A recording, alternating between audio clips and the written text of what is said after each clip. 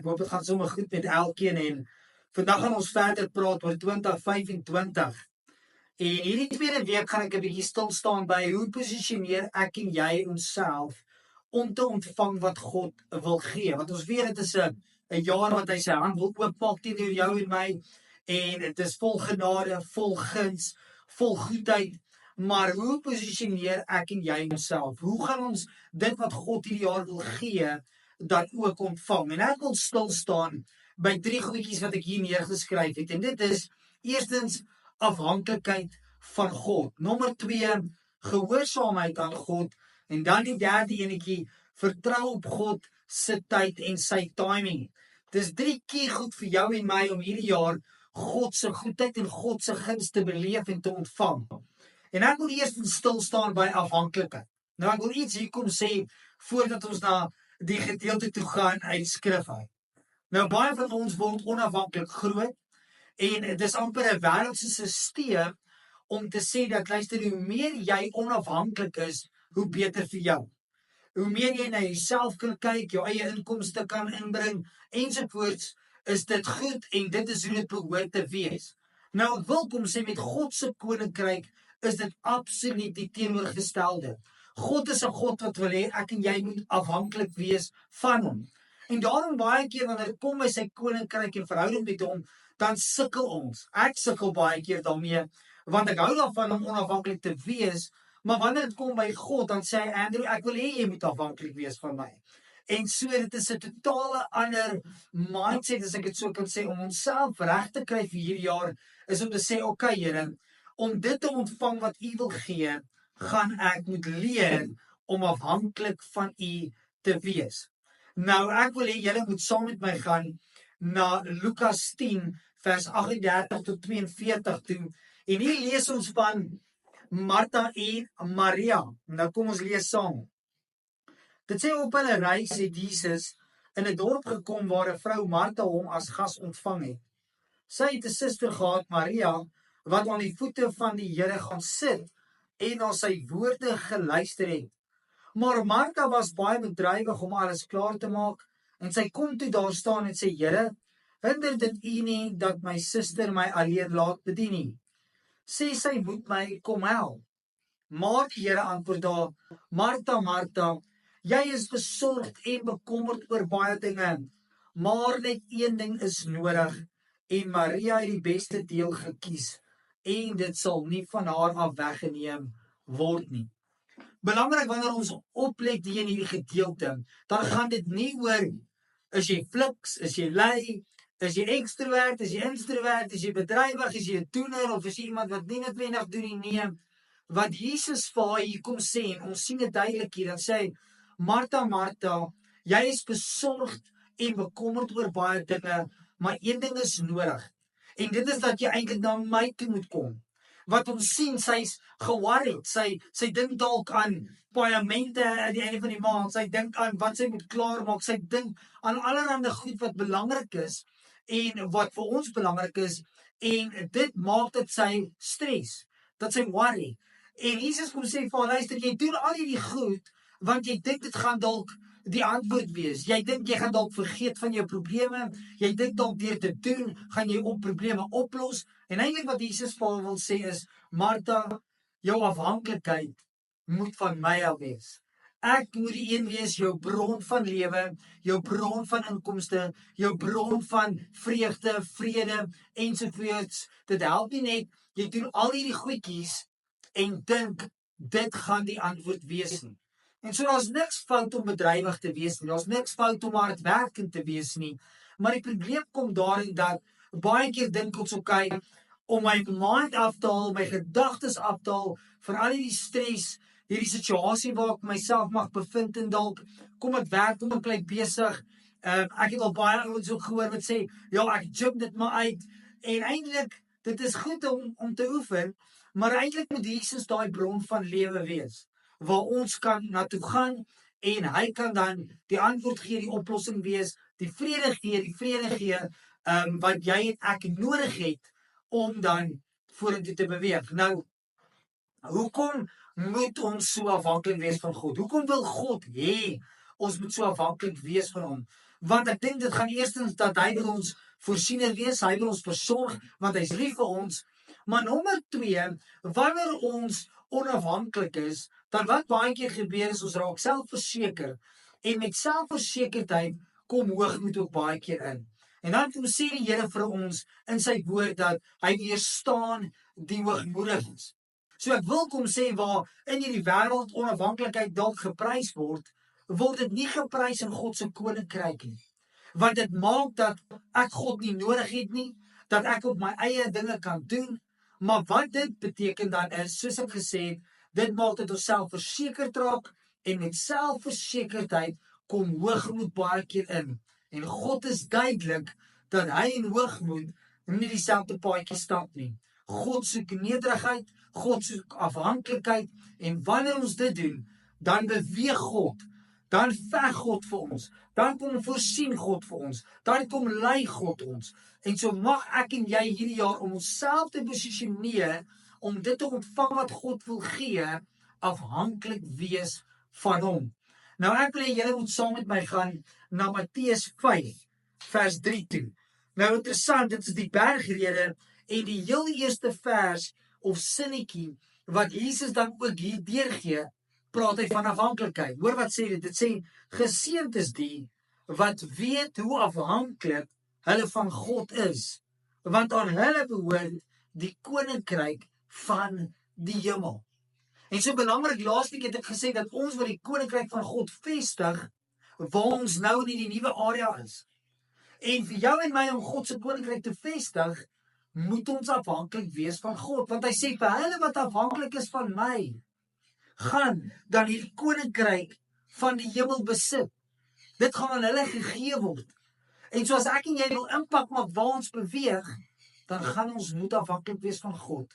Anders te raak dit uit die vlees uit, anders is dit net iets wat ek doen, en daar's nie vrug nie, want God se gees is nie betrokke nie. Julle kan die volgende verse dan ook verder gaan lees. Psalm 37 vers 5, Jesaja 41 vers 10, Johannes 15 vers 5, Filippense 4 vers 6 tot 7, en dan ook Matteus 6 vers 33. Nommer 2, moet ons om onsself te posisioneer, moet ons gehoorsaam wees aan God. Nou hoor mooi wat sê Johannes 14 vers 21 tot 23 en dan ook Johannes 15 vers 7 en 8, maar spesifiek vers 7. Dit sê, wie my opdragte het en dit uitvoer, dit is hy wat my lief het, en wie my lief het, hom sal my Vader lief hê. En ek sal ook lief hê en myself aan hom openbaar. In vers 23 sê dit, Jesus antwoord hom, as iemand my lief het, sal hy my woorde te harte neem, en my Vader sal hom lief hê, en ons sal na hom toe kom en by hom woon. En dan Johannes 15 vers 7. Dit sê hierso, as julle in my bly en my woorde in julle, vra dan net wat julle wil en julle sal dit kry. Hoor die 3 belangrike dinge wat God sê vir ons om dit te ontvang wat hy hierdie jaar wil gee. Hoe posisioneer ons onsself? Nommer 1 is afhanklikheid, maar nommer 2 is ons gehoorsaam sy wil. En wanneer ons sy wil gehoorsaam, dan kom gee 3 beloftes hier. Nommer 1, hy sal homself aan ons openbaar. Met ander woorde, ons sal visie kry, ons sal drome kry. Hy sal homself aan ons openbaar, die skrif selfs aan ons openbaar. En daar is hierdie oomblikke waar God homself aan ons gaan openbaar, wat amazing is. Maar dan kom sê hy, behalwe dat ek my nou en dan aan jou sal openbaar, kom sê hy dan ook, ek sal by jou kom woon. So behalwe dit dat ons nou en dan 'n wow iets van God gaan ontvang, gaan hy by ons kom woon, gaan ons sy teenwoordigheid konstant beleef en hy gaan saam met ons beweeg. Dit gaan God Immanuel wees, God met ons konstant. En dan ook, die laaste enetjie is, hy kom sê, so luister, wanneer julle my wil doen, wanneer julle my dan ook gehoorsaam, vra net wat julle wil en ek sal dit ook gee. 3 amazing beloftes, wanneer ons God gehoorsaam. So mag ek en jy onsself posisioneer om te sê, Here, ons gaan U wil gehoorsaam, ons gaan U wil doen, en ons gaan nie van dit afwyk nie. Nou ek wil stil staan by 2 persone, as ek dit so kan sê, in die Ou Testament, naamlik Hizkia en ook Josua. Nou, julle sal die verhaal ook onthou van Hizkia, waar Jesaja opdaag, en Hizkia het nou net aan hierdie Babelse ouens, soldate ensovoorts, al sy rykdom gewys, sy wapens, sy geld, sy hele paleis. En dan sê Jesaja vir hom, maar jy het nie God geraadpleeg in dit nie. Dit wat jy nou gedoen het, moes jy nie gedoen het nie. En as gevolg van dit kom daar nou 'n vloek op julle, en dan sê hy, hierdie Babiloniërs sal alles wegdra wat jy aan hulle geopenbaar het.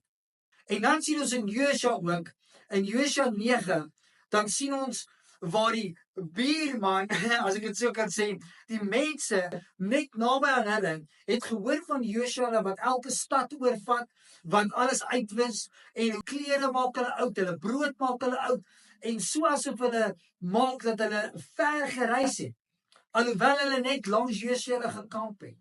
En so kil hulle op die einde vir Josua. Josua glo hulle en hy sluit 'n verbond met hulle.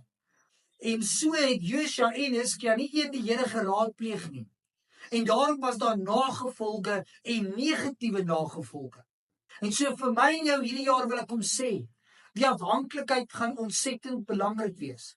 Maar saam met dit dat ons God sal gehoorsaam. Dat ons eers sal hoor wat is God se wil, wat is God se hart, en dit gehoorsaam. Want wanneer ons dit gehoorsaam, dan sal hy ons antwoord, hy sal homself vir ons openbaar. Nommer 2, hy sal onder ons kom woon en tussen ons kom woon en by ons kom wees. En derdens, hy sal ons gebed beantwoord en doen wat ons vra. En so is dit belangrik dat ek en jy hierdie jaar onsself gaan posisioneer om te sê, Here, om dit te ontvang wat ek wil hê, wat U kan gee, wat moet ons om gehoorsaam wees in alles wat hy vir ons sê, sodat wanneer hy sy wil aan ons openbaar, dat ons dit sal doen, en dat ons nie net sal hoor wat hy sê nie, maar dit sal uitleef. Nou derdens, is dit belangrik dat ons sal vertrou in God se timing en in sy tyd. Dit is ons onsself ook posisioneer om dit te kry wat God wil gee. Hoeveel keer het ek en jy nie al uit 'n belofte van God uitgeklim, omdat ons ongeduldig geraak het, omdat God te lank vat, en ons sê, Here, maar ons sal nie 'n bietjie aanhou. En dan op die einde verloor ons dit baie keer wat hy wil gee, of maak ons skade in dit wat hy beloof het. En so wil ek ook kom sê dat timing is belangrik. Dit is crucial vir jou en my om ook afhanklik te wees van God se tyd. Hy weet wat hy doen. Hy is nooit te laat nie, nooit te vroeg nie, maar altyd op tyd. Nou 'n voorbeeld hiervan is in Johannes 11 vers 1 tot 8 en dan ook van vers 17 tot 44. Nou julle kan dit gaan lees en dit is hier waar Lazarus uit die dood uit opgestaan het. Nou belangrik, ons sien dat Martha en Maria al vroegtydig vir Jesus laat roep. Hy is nie daar by hulle nie en hulle laat roep hom en hulle sê, Here, Lazarus is baie siek, die een waarvoor U lief is. En dan sien ons dat Jesus nog 2 dae langer vat voordat hy kom, voordat hy na Martha en Maria toe gaan. En so is belangrik vir baie van ons sal sê, maar wow, dit sê dan daar Jesus het hom lief. Het hy werklik lief gehad? Want dan sou hy mos dadelik gekom het.